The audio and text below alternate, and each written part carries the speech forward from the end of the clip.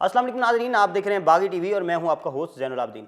नाजरीन, सीएसएस को पाकिस्तान का सबसे मुश्किल इम्तिहान तस्वुर किया जाता है, लेकिन हमारे साथ जो आज मेहमान मौजूद हैं उसने इस थेरी को गलत साबित कर दिया है। हमारे साथ आज गुलाम फरीद साहब मौजूद हैं। तो बहुत शुक्रिया आपका गुलाम फरीद साहब, आपने हमें वक्त दिया। तो छोटी सी उम्र लग रही है आपकी बिल्कुल। जी सर। कितनी उम्र है आपकी? 23 ईयर्स। 23 ईयर्स। और आपने सीएसएस पास कर लिया? जी पास किया और अल्लाह के करम से एलोकेटेड भी हो गए हैं। एलोकेट भी हो गए हैं, इंटरव्यू भी क्लियर हो गया? जी सर। तो सीएसएस का ख्याल कैसे आया आपके जहन में, कहाँ से ख्याल आया? इतनी छोटी उम्र में तो लोग सोच रहे होते हैं कि मैं इंटर कर लूँ, कोई बैचलर्स कर लूँ, एमए कर लूँ, अभी डिग्रियाँ सिक्योर कर रहे होते हैं, आपने नौकरी सिक्योर कर ली है, कैसे? सर बेसिकली मेरे दादा अबू की ख्वाहिश थी कि वो मेरे वालिद साहब को सीएसपी ऑफिसर बनाना चाहते थे, लेकिन वो कुछ मामलात ऐसे हो गए कि वो नहीं बन सके। दादा अबू का कत्ल हो गया तो वालिद साहब जो है 15 साल की उम्र में जेल में चले गए, तो उसके बाद वो अपनी स्टडी कंटिन्यू नहीं कर सके। तो फिर उनका ये ख्वाब मैंने पूरा करना था, तो बस फिर उसी चीज़ को लेके चले हैं। तो अल्लाह ने करम किया, आज हम सीएसपी ऑफिसर बन गए हैं। नहीं, सीएसएस के बारे में ये ख्याल किया जाता है कि सीएसएस कोई बहुत मुश्किल चीज़ है और एक ज़िंदगी का काफ़ी जो अरसा है वो आपको इसके लिए मुख्तस करना पड़ता है। शुरू से आपकी एक सोशल ट्रेनिंग उस तरह से होनी चाहिए, आपकी इंग्लिश बहुत अच्छी होनी चाहिए इस तरह की, और आप कोई अकेडमीज़ पढ़ें, सेमिनार्स अटेंड करें।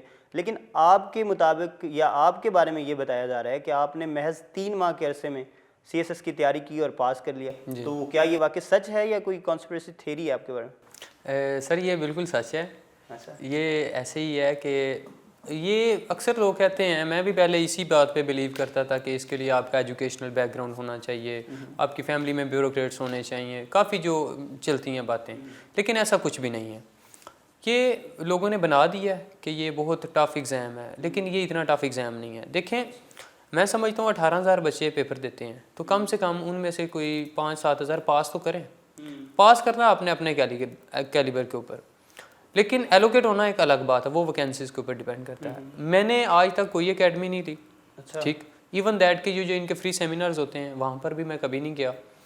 तो बाकी रही बात इंटरव्यू में, मैंने तैयारी की है। इंटरव्यू की वर्ल्ड टाइम्स मैंने उनका इंटरव्यू सेशन ज्वाइन किया, मॉक इंटरव्यू वहाँ पे दिए, वो मेरा है, लेकिन रिटर्न की मैंने प्रेपरेशन खुद की। अब जो बात है 3 महीने की, तो वो ये है कि लोग कहेंगे कि देखें इनके वालिद साहब इनको बनाना चाहते थे, तो ये तो खुद ही पहले से इंस्पायर थे।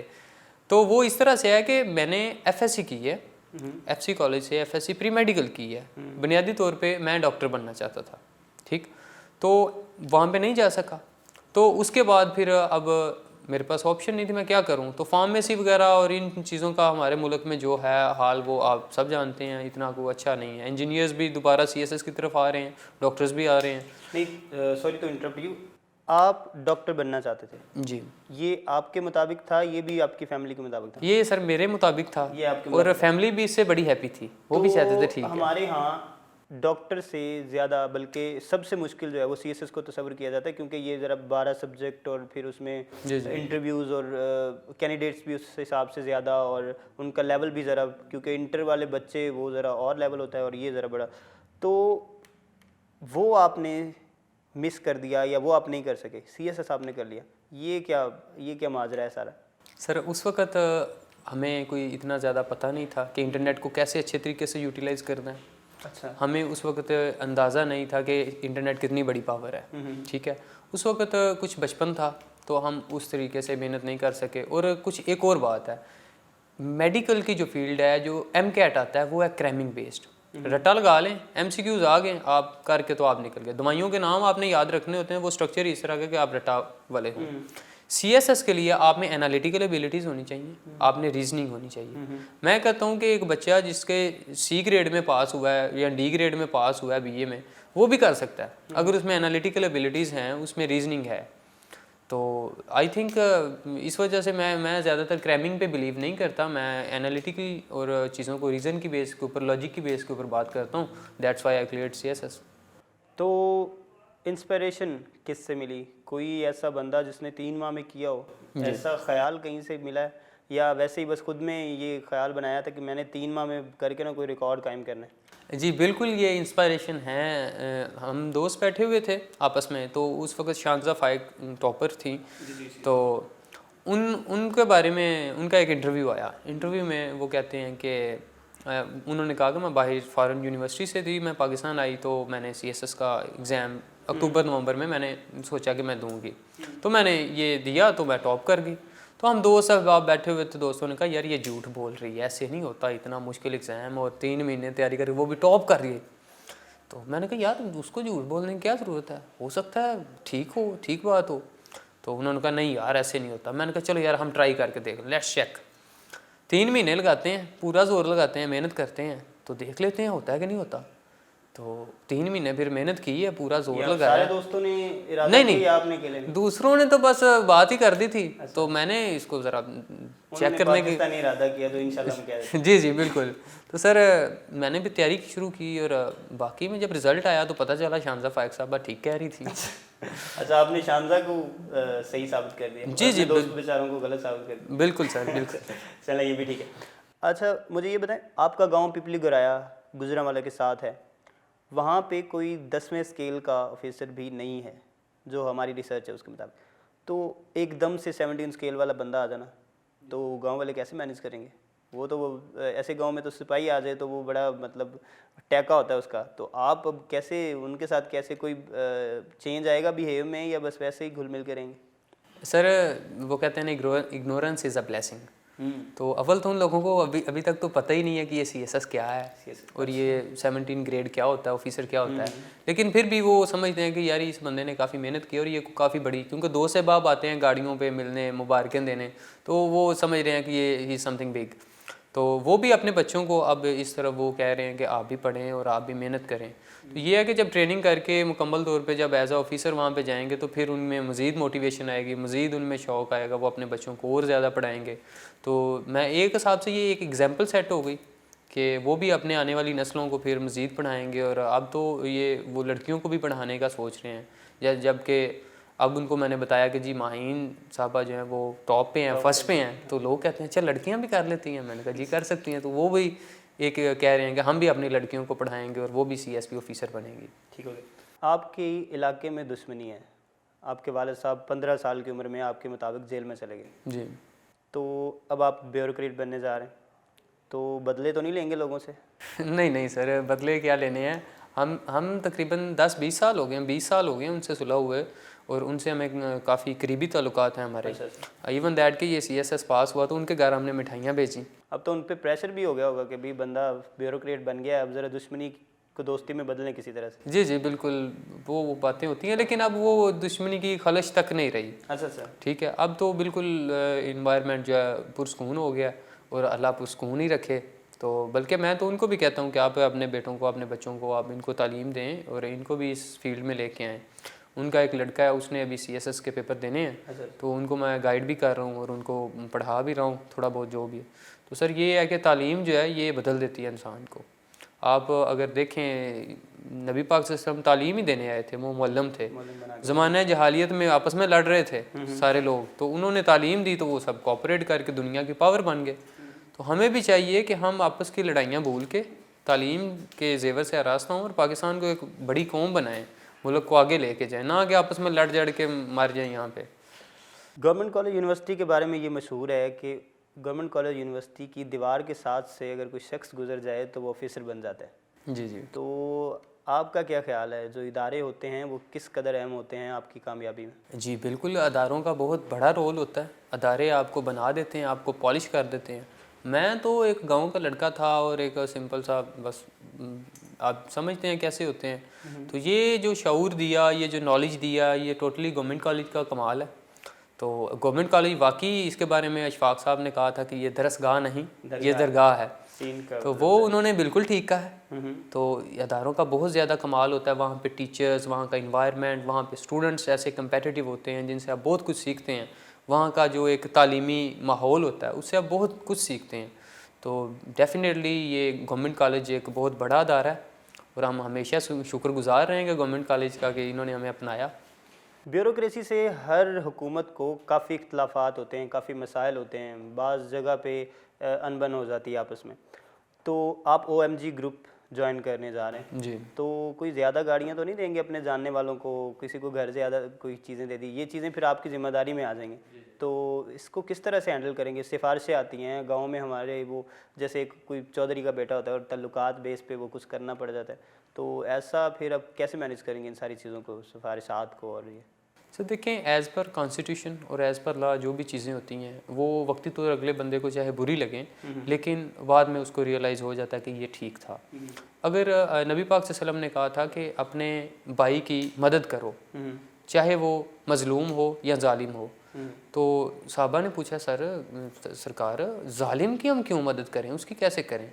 नबी पाक ने फरमाया कि उसको जुल्म से रोको, आप उसको अगर जुल्म से रोकोगे ये उसकी मदद होगी। तो इसी तरह से अगर कोई ऐसा बंदा आता है जो इलीगल काम करवाना चाहता है तो हम उसको रोकेंगे, इनफैक्ट ये उसकी ज़्यादा मदद होगी। तो as per law, as per constitution जो भी चीज़ें होंगी हम उसके साथ चलेंगे। भारत में 10 से ज़ायद ज़ुबानों में ये इम्तिहान लिया जाता है, जो कि पाकिस्तान में महज इंग्लिश में लिया जाता है। जी। तो अब आप तो पास कर गए हैं, तो जो आने वाले लोग हैं उनको, बाज़ लोगों की उस तरह से इंग्लिश की तैयारी नहीं होती, या क्योंकि हमारे यहाँ जो मैक्सिमम लोग फेल होते हैं वो इंग्लिश में होते हैं, बिल्कुल। ज़्यादातर लोग जो फेल होते हैं वो इंग्लिश में होते हैं।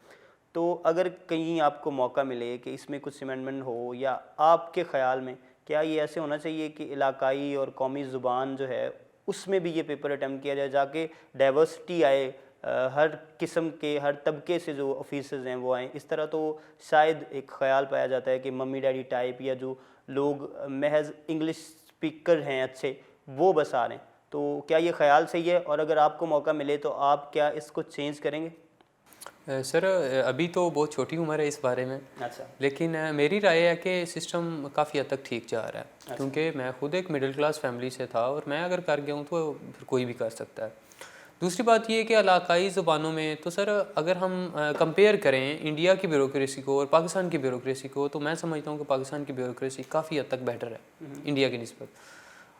अब इंग्लिश जो है वो एक इंटरनेशनल लैंग्वेज है, it is a language of science and technology. आप फॉरेन कोर्सेज़ पे जाते हैं तो फिर तो वहाँ पर इंग्लिश आपको सीखना पड़ती है। आप कम्युनिकेट यूएन में आप जाते हैं, आप इंटरनेशनल एजेंसीज़ में जाते हैं, तो वहाँ पे तो आपको कम्युनिकेट इंग्लिश में ही करना पड़ेगा। अब देखें, आप एक गवर्नमेंट का पार्ट बन रहे हैं, ठीक है, तो आपका काम है कि आपने डिफरेंट लोगों से बातें करनी है, तो उस लिहाज से फिर मैं समझता हूँ कि इंग्लिश आपको आनी चाहिए। हाँ, आप ये कर सकते हैं कि अब देखें ना, बाकी तो 11 पेपर है ना, इंग्लिश का तो एक ही पेपर है, बाकी पंजाबी भी है ऑप्शनल में, इलाकाई ज़बान में पंजाबी भी है, इस्लामियात का ऑप्शन है वो आप उर्दू में कर सकते हैं। तो आई डोंट थिंक सो कि इंग्लिश होना चाहिए या नहीं होना चाहिए। मैं समझता हूँ कि जैसे सिस्टम चल रहा है ठीक चल रहा है और बड़े सोच विचार के बाद इसको बनाया गया। हमारे यहाँ एक और ख्याल पाया जाता है कि जो पेपर पास कर जाता है उसको फिर इंटरव्यू में अगर एक आध कोई अच्छी सिफारिश मिल जाती है तो वो पास हो जाएगा, तो ये किस हद तक सही है?